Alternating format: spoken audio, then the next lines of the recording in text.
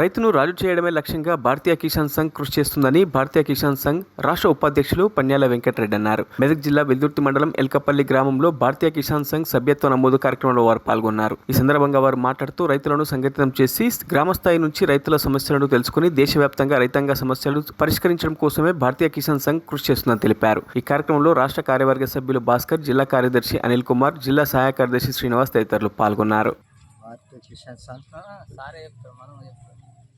తెలంగాణ రాష్ట్రం నుంచి భారతీయ కిసాన్ సంఘ్ సభ్యత్వం చేయిస్తున్న కోసం గాను గ్రామానికి రావడం జరిగింది. రైతుల యొక్క సమస్యలు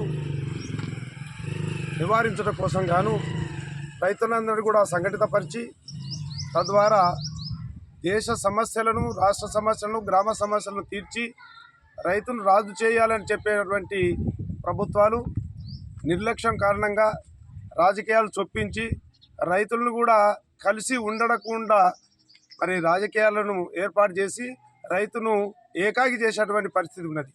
దేశంలో అన్ని సమస్యలు కూడా సంఘాలు ఉన్నాయి, కేవలము రైతుకు మాత్రమే సంఘం లేదు.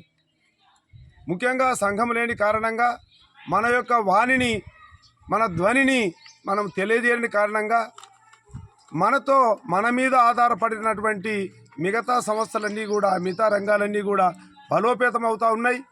దానిలో పనిచేసే వాళ్ళ జీవన విధానం మెరుగుపడింది. మరిన్ని అప్డేట్స్ కోసం మా ఛానల్ని సబ్స్క్రైబ్ చేయండి.